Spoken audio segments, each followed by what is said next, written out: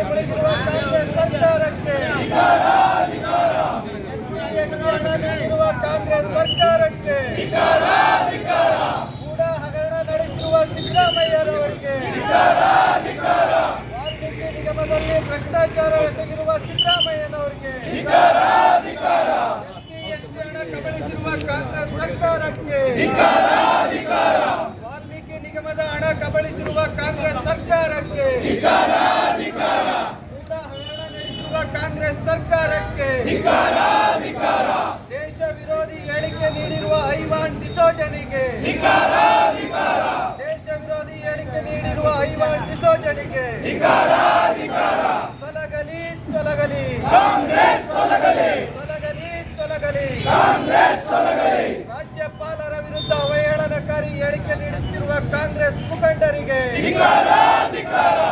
ಕಾಂಗ್ರೆಸ್ ಪ್ರಜಾಪ್ರಭುತ್ವ ವಿರೋಧಿ ಕಾಂಗ್ರೆಸ್ ಸರ್ಕಾರಕ್ಕೆ ಸಂವಿಧಾನ ವಿರೋಧಿ ಕಾಂಗ್ರೆಸ್ ಸರ್ಕಾರಕ್ಕೆ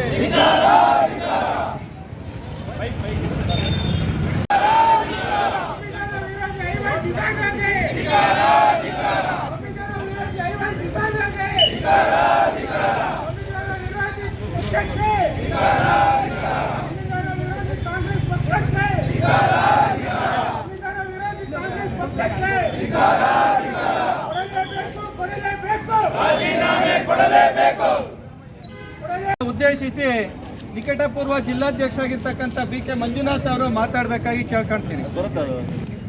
ನಮ್ಮ ಮಧುಗಿರಿ ಜಿಲ್ಲೆಯ ಭಾರತೀಯ ಜನತಾ ಪಾರ್ಟಿಯ ಏನು ಕಾಂಗ್ರೆಸ್ ಸರ್ಕಾರದ ವಿರುದ್ಧ ಈ ಪ್ರತಿಭಟನೆ ನೇತೃತ್ವ ಇರ್ತಕ್ಕಂಥ ನಮ್ಮ ಜಿಲ್ಲಾ ಅಧ್ಯಕ್ಷ ಆಗಿರ್ತಕ್ಕಂಥ ಹನುಮಂತೇಗೌಡ್ರೆ, ಹಿರಿಯರು ಉಪಾಧ್ಯಕ್ಷರಾಗಿರ್ತಕ್ಕಂಥ ಲಕ್ಷ್ಮೀಪತಿಯವರೇ, ಇನ್ನೋರ್ವರು ನನ್ನ ಸ್ನೇಹಿತರು ಹಿರಿಯರಾಗಿರ್ತಕ್ಕಂಥ ಡಾಕ್ಟರ್ ವೆಂಕಟರಾಮ್ರವರೇ ಮತ್ತು ಎಲ್ಲ ಜಿಲ್ಲಾ ಪ್ರಧಾನ ಕಾರ್ಯದರ್ಶಿಗಳಾಗಿರ್ತಕ್ಕಂಥ ಮೂರ್ತಿ ಮತ್ತು ನರಸಿಂಹಮೂರ್ತಿ ಮತ್ತು ಎಲ್ಲ ಜಿಲ್ಲಾ ಮೋರ್ಚಾ ಪದಾಧಿಕಾರಿಗಳು, ಮಂಡಲ ಅಧ್ಯಕ್ಷರು ಮತ್ತು ಬಂಧುಗಳೇ, ಈಗಾಗಲೇ ನಿಮಗೆ ಗೊತ್ತಿರೋಂಗೆ ಸರ್ಕಾರ ಬಂದು ಇಲ್ಲಿ ಸುಮಾರು 18 ತಿಂಗಳಾಗಿದೆ.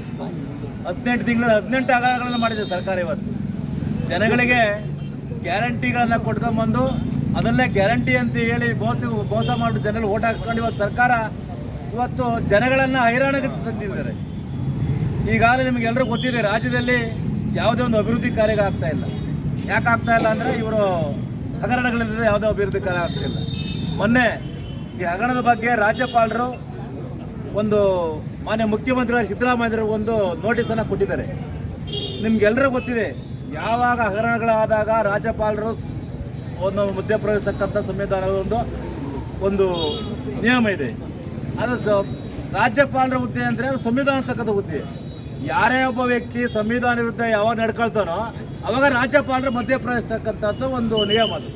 ಅದು ಸಂವಿಧಾನ ತಕ್ಕಂಥ ಬರ್ತಕ್ಕಂಥ ಒಂದು ಕಾನೂನು ಅಡಿಯಲ್ಲಿ ನಮ್ಮ ಘನಮೆತ್ತರು ನಮ್ಮ ಕರ್ನಾಟಕ ರಾಜ್ಯಪಾಲರು ಯಾವಾಗ ಈ ಸರ್ಕಾರ ಹಗರಣಗಳು ಜಾಸ್ತಿ ಆದಾಗ, ಈ ನಿಮ್ಗಾಲ ಮೋಡ ಹಗರಣದ ಗೊತ್ತಿದೆ, ವಾಲ್ಮೀಕಿ ಹಗರಣದ ಗೊತ್ತಿದೆ, ಗ್ಯಾರಂಟಿಗಳು ಕೋರ್ಸ ಮಾಡ್ತಾ ಗೊತ್ತಿದೆ, ಅವಾಗ ಒಂದು ಇಂಟೆಲಿಜೆನ್ಸ್ ರಿಪೋರ್ಟ್ ಹೋಗುತ್ತೆ, ಇಲ್ಲಿ ಹಗರಣ ನಡೆದಿದೆ, ಸರ್ಕಾರ ಈ ಥರ ಮಾಡ್ತಾ ಇದೆ, ಈ ಸರ್ಕಾರ ಎಚ್ಚೆತ್ತಬೇಕಂತ ಜವಾಬ್ದಾರಿ ಅದು ರಾಜ್ಯಪಾಲರ ಜವಾಬ್ದಾರಿ. ಅದು ಆ ರಾಜ್ಯಪಾಲರ ಇವರು ಒಬ್ಬ MLC ವಿಧಾನ ಪರಿಷತ್ ಸದಸ್ಯ ಒಬ್ಬ ಬಾಂಗ್ಲಾದೇಶ ಆದಂಗೆ ಆಗುತ್ತೆ ಇವನು ಇದು ರಾಜ್ಯಪಾಲರಿದ್ದ ಅಂತ ಹೇಳಿ ಒಂದು ಹೇಳಿಕೆ ಕೊಟ್ಟಿದ್ರಲ್ಲ, ಅವನು ಯಾವ ಪಾರ್ಟಿ ಅವನು ಒಬ್ಬ ಜನಪ್ರತಿನಿಧಿಯಾಗಿ ಅವ್ರು ಕೆಲಸ ಮಾಡ್ತಾರೆ ಡಿಸೋಜ ಅವರು.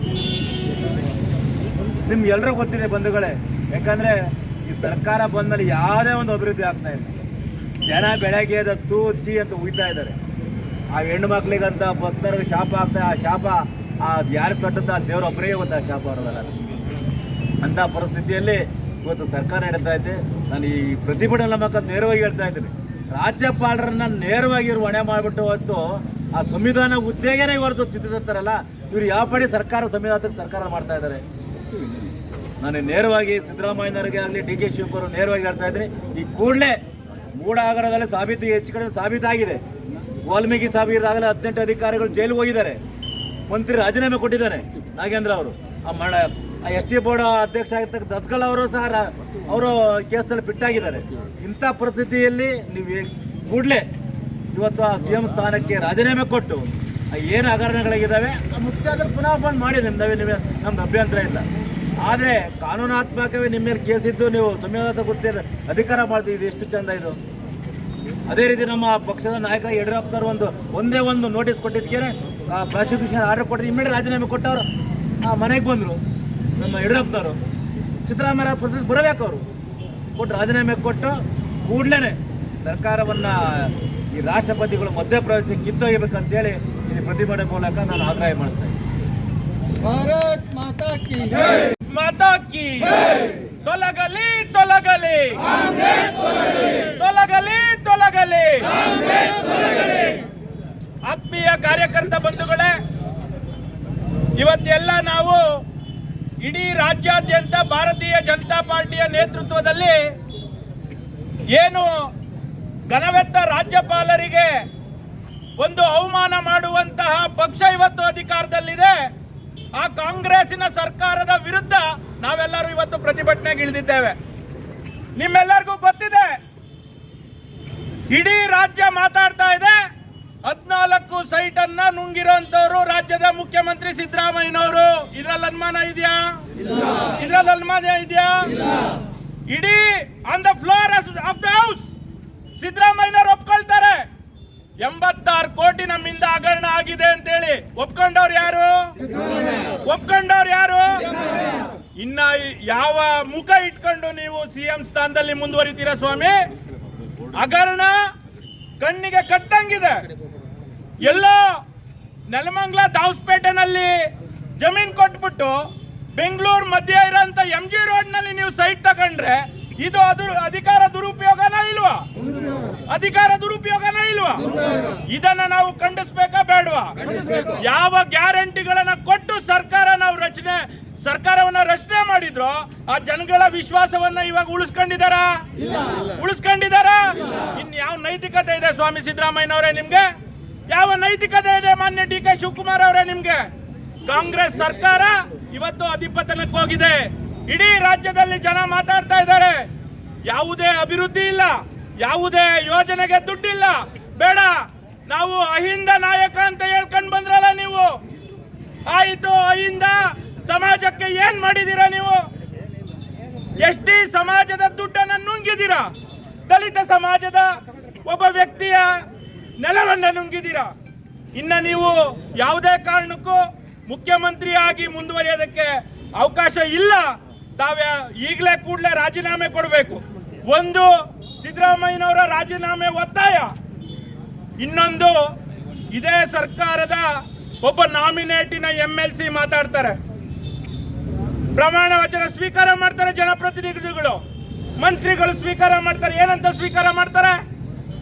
ನಾವು ಸಂವಿಧಾನವನ್ನು ಕಾಪಾಡ್ತೇವೆ, ಯಾವುದೇ ಸಂದರ್ಭದಲ್ಲಿ ಸಂವಿಧಾನದ ಪರವಾಗಿ ಸಂವಿಧಾನದ ಆಶಯದಂತೆ ನಾವು ನಡೀತೀವಿ ಅಂತ ಹೇಳಿ. ಇಲ್ಲಿನ ಪೊಲೀಸ್ ಇಲಾಖೆಗೆ ಪ್ರಶ್ನೆ ಮಾಡ್ತೀನಿ ನಾನು, ಏನ್ ಮಾಡ್ತಾ ಇದ್ದೀರಾ ನೀವು? ಒಬ್ಬ MLC ಒಬ್ಬ ಘನವೆತ್ತ ರಾಜ್ಯಪಾಲರ ವಿರುದ್ಧ ಅವಹೇಳನಕಾರಿಯಾಗಿ ಹೇಳಿಕೆ ಕೊಡ್ತಾನೆ ಅಂತಂದ್ರೆ ಅವನ್ನ ಒತ್ತು ಒಳಗಾಕ್ಬೇಕಾ ಇಲ್ವಾ? ಹಾಕ್ಬೇಕಾ ಇಲ್ವಾ? ಯಾಕೆ ತಡ ಮಾಡ್ತೀರಾ ಸ್ವಾಮಿ? ಯಾಕೆ ತಡ ಮಾಡ್ತಾ ಇದ್ದೀರಿ? ಯಾವ ಘನವೆತ್ತ ರಾಜ್ಯಪಾಲರಿಗೆ ಅವಹೇಳನ ಮಾಡಿದಂತ ವ್ಯಕ್ತಿನ, ಜನಪ್ರತಿನಿಧಿ ಆಗಕ್ಕೆ ನಾಲಾಯಕ ಆಗಿರೋಂಥ ವ್ಯಕ್ತಿನ ನೀವು ಕಾಂಗ್ರೆಸ್ ಸರ್ಕಾರದಲ್ಲಿ MLC ಮಾಡ್ಕೊಂಡಿದ್ದೀರಿ. ಈ ನೈತಿಕತೆ ಹೊಣೆಯನ್ನ ಮಾನ್ಯ ಸಿದ್ದರಾಮಯ್ಯನವರೇ ಹೊರಬೇಕು. ರಾಜ್ಯಪಾಲರಿಗೆ, ಈ ರಾಜ್ಯದಲ್ಲಿ ಪ್ರಮುಖ ವ್ಯಕ್ತಿಗೆ ಅವಮಾನ ಮಾಡ್ತೀರಾ ಅಂತಂದ್ರೆ ನೀವು ಯಾವ ರೀತಿಯಾಗಿ ನೀವು ಸರ್ಕಾರ ನಡೆಸಕ್ಕೆ ಅರ್ಹರು ಅಂತ ಹೇಳಿ ಜನತೆಗೆ ಆಮೇಲೆ ನೀವು ಸರ್ಕಾರವನ್ನ ನಡೆಸ್ರಿ. ಜನರ ದುಡ್ಡನ್ನ ನುಂಗಿದ್ದಾಯ್ತು, ಸಂವಿಧಾನದ ಆಶಯವನ್ನ ನುಂಗಿದ್ದಾಯ್ತು, ಇನ್ ಯಾವುದನ್ನೂ ಇಲ್ಲದೆ ಸುಮ್ಮನೆ ನಾವು ಮುಖ್ಯಮಂತ್ರಿ ಆಗಿರ್ತೀವಿ ಅಂತ ಅಂದ್ರೆ ಯಾವ ನ್ಯಾಯ? ಇದು ನ್ಯಾಯನಾ? ಈ ಕೂಡಲೇ ಆಗ್ರಹವನ್ನ ಮಾಡ್ತೇನೆ, ಆ MLC ಅನ್ನ ವಜಾ ಮಾಡಬೇಕು. ಮಾನ್ಯ ಸಿದ್ದರಾಮಯ್ಯನವರು ರಾಜೀನಾಮೆಯನ್ನ ಕೊಡಬೇಕು. ಬನ್ನಿ ಜನಗಳ ಹತ್ರ ಹೋಗೋಣ. ನಿಮ್ಗೆ ವಿಶ್ವಾಸ ಕಳ್ಕೊಂಡಿದ್ದೀರಾ.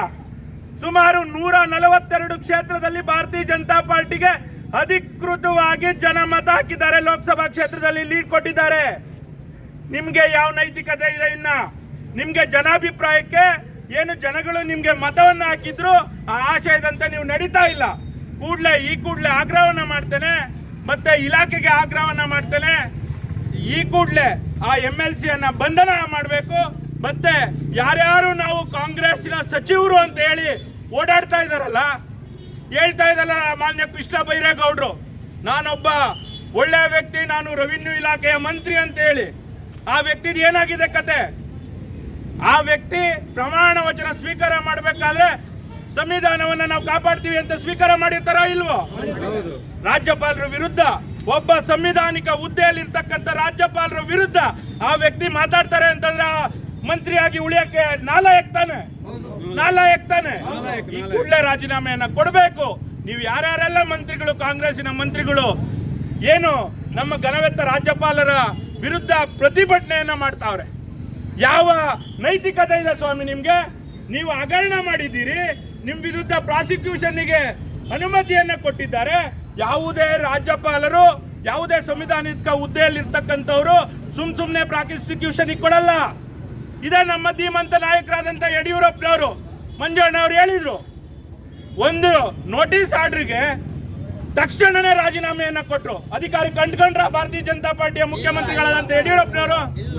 ಈಗ ಹೇಳಿ ಸ್ವಾಮಿ, ನೀವು ಈ ಕೂಡಲೇ ನೀವು ರಾಜೀನಾಮೆಯನ್ನ ಕೊಡಬೇಕು. ಇದು ಸಾಂಕೇತಿಕವಾಗಿ ಇಡೀ ರಾಜ್ಯದಲ್ಲಿ ಪ್ರತಿಭಟನೆಯನ್ನ ಮಾಡ್ತಾ ಇದ್ದೇವೆ. ಈ ಮೂಲಕ ಎಚ್ಚರಿಕೆಯನ್ನ ಕೊಡ್ತೇವೆ ಭಾರತೀಯ ಜನತಾ ಪಾರ್ಟಿ ಕಡೆಯಿಂದ. ನೀವು ಈ ಕೂಡಲೇ ರಾಜ್ಯಪಾಲರಿಗೆ ಏನಾದರೂ ಅವಹೇಳನಕಾರಿಯಾಗಿ ಮಾತಾಡಿದ್ರೆ, ಮತ್ತೆ ಬೇರೆ ತರವಾಗಿ ಅವಮಾನ ಮಾಡಿದ್ರೆ ಇದನ್ನ ಸಹಿಸೋದಿಲ್ಲ. ಭಾರತೀಯ ಜನತಾ ಪಾರ್ಟಿಯ ಕಾರ್ಯಕರ್ತರು ಯಾವತ್ತು ಸಂವಿಧಾನದ ಆಶಯದಂತೆಯೇ ನಡೀತಾರೆ, ಅದರಲ್ಲಿ ಎರಡನೇ ಅನುಮಾನ ಇಲ್ಲ. ಯಾವುದೇ ರೀತಿ ಈ ರೀತಿ ಅಹಿತಕರ ಘಟನೆಗಳು ಅಂದ್ರೆ ಏನು MLCಯ ವಿವಾದಾತ್ಮಕ ಹೇಳಿಕೆಗಳು ಬರೋ ತರವಾಗಿ ಆಗಬಾರ್ದು. ಈ ಕೂಡಲೇ ಆ ವ್ಯಕ್ತಿಯ ಬಂಧನ ಆಗಬೇಕು. ರಾಜ್ಯದಲ್ಲಿ ಸರ್ಕಾರ ನಡೆಸೋದಕ್ಕೆ ನೀವು ನಾಲಾಯಕ್ಕಿದ್ದೀರಾ, ಕೂಡಲೇ ರಾಜೀನಾಮೆಯನ್ನ ಕೊಡಬೇಕು ಅಂತೇಳಿ ಭಾರತೀಯ ಜನತಾ ಪಾರ್ಟಿ ಮಧುಗಿರಿ ಸಂಘಟನಾತ್ಮಕ ಜಿಲ್ಲೆಯಿಂದ ಆಗ್ರಹವನ್ನ ಮಾಡ್ತೇನೆ. ಭಾರತ್ ಮಾತಾ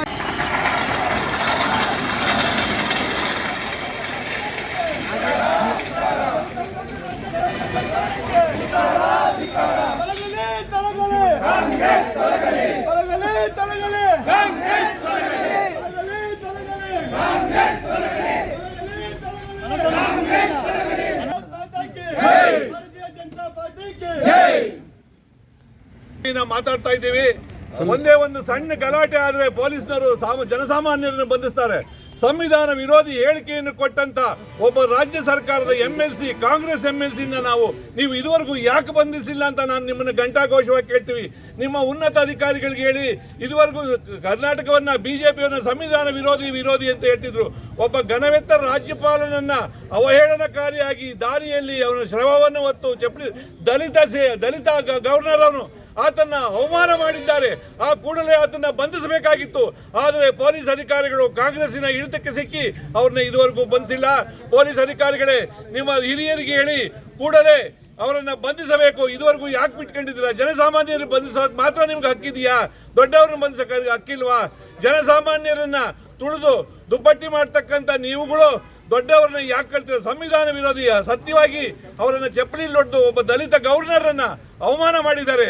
ಕೂಡಲೇ ಅವರನ್ನ ಬಂಧಿಸಬೇಕು ಅಂತೇಳಿ ಈ ಮೂಲಕ ಆಗ್ರಹ ಮಾಡ್ತೇನೆ. ಜೈ ಹಿಂದ್, ಜೈ ಕರ್ನಾಟಕ.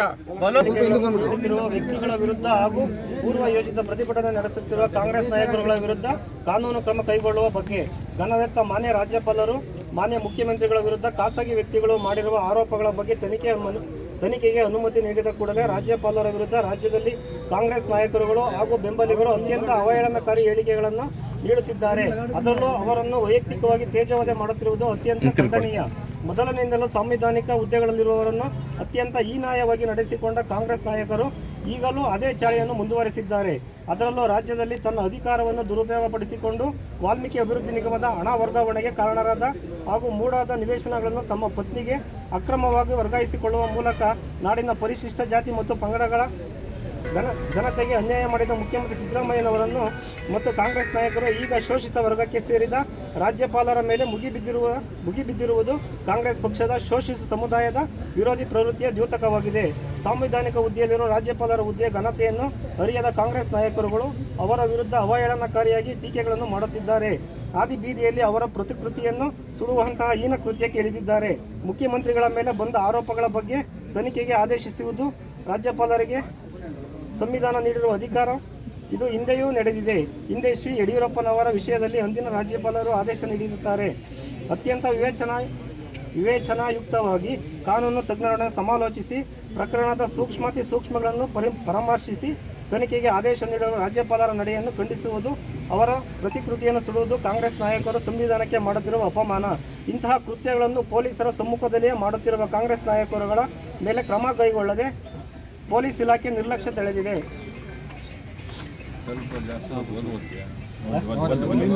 ಸೇರಿದ ರಾಜ್ಯಪಾಲರ ಬಗ್ಗೆ ಸಾರ್ವಜನಿಕವಾಗಿ ಅವಹೇಳನಕಾರಿ ಹೇಳಿಕೆಗಳನ್ನು ನೀಡುತ್ತಿರುವುದು ಕಾಂಗ್ರೆಸ್ ನಾಯಕರ ವಿರುದ್ಧ ಜಾತಿ ನಿಂದನೆ ಕೇಸುಗಳನ್ನು ದಾಖಲಿಸಬೇಕಾಗಿದೆ. ಇಂತಹ ಹೇಳಿಕೆಗಳು ಸಾಂವಿಧಾನಿಕ ಪರಿಶಿಷ್ಟ ಜನಾಂಗಕ್ಕೆ ಮಾಡಿದ ಅವಮಾನ. ಅಲ್ಲದೆ ಈ ತರಹದ ಹೇಳಿಕೆಗಳು ಅತ್ಯಂತ ಸೂಕ್ಷ್ಮದ್ದಾಗಿದೆ, ಸಮಾಜವನ್ನು ಪ್ರಚೋದಿಸುವಂತಹ ಹೇಳಿಕೆಗಳಾಗಿವೆ. ಈ ರೀತಿಯ ಸಾಂವಿಧಾನಿಕ ಹುದ್ದೆಯಲ್ಲಿರುವ ವ್ಯಕ್ತಿಯ ವಿರುದ್ಧದ ಪ್ರತಿಭಟನೆ ಹಾಗೂ ಅವಹೇಳನಕಾರಿ ಹೇಳಿಕೆಗಳು ನಡೆಯುತ್ತಿದ್ದರೂ ಕಾರಣರಾದ ವ್ಯಕ್ತಿಗಳ ವಿರುದ್ಧ ಒಂದು ಪ್ರಕರಣವು ದಾಖಲಾಗಿರುವುದು ಪ್ರಕರಣದ ಗಂಭೀರತೆಯನ್ನು ಪೊಲೀಸ್ ಇಲಾಖೆ ಅರಿತಿಲ್ಲ ಎಂಬ ಅನುಮಾನಗಳು ಸೂಕ್ಷ್ಮವಾಗಿ ಸಾರ್ವಜನಿಕವಾಗಿ ಮೂಡಲು ಕಾರಣವಾಗುತ್ತದೆ.